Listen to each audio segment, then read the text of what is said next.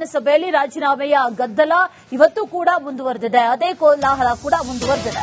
ಕಪ್ಪು ಪಟ್ಟಿಯನ್ನ ಕಟ್ಟಿಕೊಂಡು ಬಂದಿದ್ದಾರೆ ಬಿಜೆಪಿಗರು. ಒಬ್ಬ ನಾಗೇಂದ್ರನಿಗೋಸ್ಕರ ಸಮಯ ಹಾಳು ಮಾಡ್ತಾ ಇದ್ದಾರೆ ಅಂತ ಹೇಳ್ತಾರೆ. 224 ಶಾಸಕರ ಸಮಯ ಹಾಳು ಮಾಡಬೇಡಿ ಅಂತ ಹೇಳಿದ್ದಾರೆ. ವಿಧಾನಸಭೆಯಲ್ಲಿ ಆರ್ ಅಶೋಕ್ ಆಕ್ರೋಶವನ್ನು ವ್ಯಕ್ತಪಡಿಸಿದ್ದಾರೆ. ಸಚಿವ ನಾಗೇಂದ್ರ ಮೇಲೆ 24 ಕೇಸ್ ಇದೆ. ಸಿಬಿಐನಲ್ಲಿ 2 ಚಾರ್ಜ್ ಶೀಟ್ ಇದೆ. ನಾಗೇಂದ್ರ ಅಪರಾಧಿ ಅಲ್ಲ ಅಂತಾರೆ. ನನ್ನ ಬಳಿ ಅವ್ರ ಕೇಸ್ಗಳ ದಾಖಲೆ ಇದೆ ಅಂದಿದ್ದಾರೆ ಆರ್ ಅಶೋಕ್.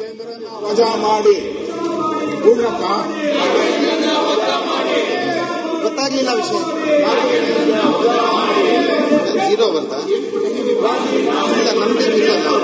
ಡ್ರಗ್ಸ್ ದಂಧೆ ಬಗ್ಗೆ ಕೊಟ್ಟರು ನೋಡೋರು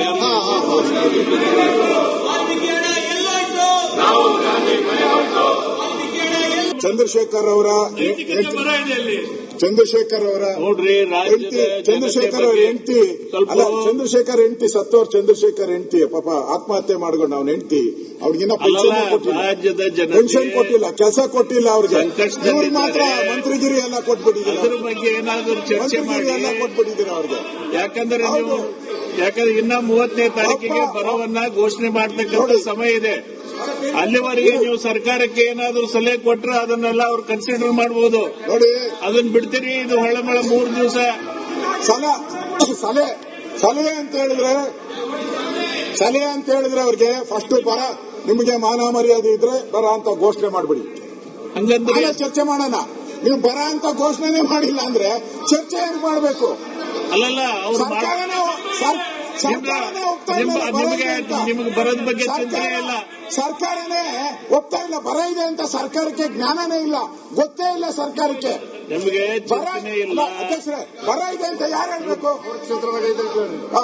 ನಿಮ್ ಕ್ಷೇತ್ರದಲ್ಲಿ ಬರ ಇದೆಯಾ? ಅದಕ್ಕೆ ನಾವು ಇದ್ರೆ ಸರ್ಕಾರ ಹೇಳ್ಬೇಕಲ್ಲ, ಏನಾಗಿದೆ, ಬರ ಇದೆ, ನಾವು ಬರಕ್ಕೋಸ್ಕರ ಇಷ್ಟು ಹಣ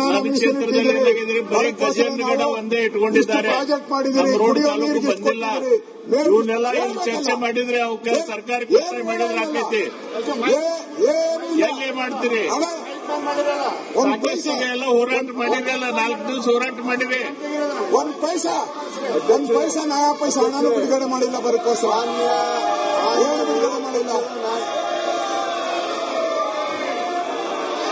ಅಧ್ಯಕ್ಷ, ಮೈಕ್ ಚಾಲು ಮಾಡಿಸ್ರಿ ಎಲ್ಲಾರ್ದು. ಇದಂತ ಪದ್ಧತಿ. ಮೈಕ್ ಚಾಲು ಮಾಡಿಸಿ ಮುಂದೂಡಿ ಮತ್ತು ಅರ್ಧ ಗಂಟೆಗೆ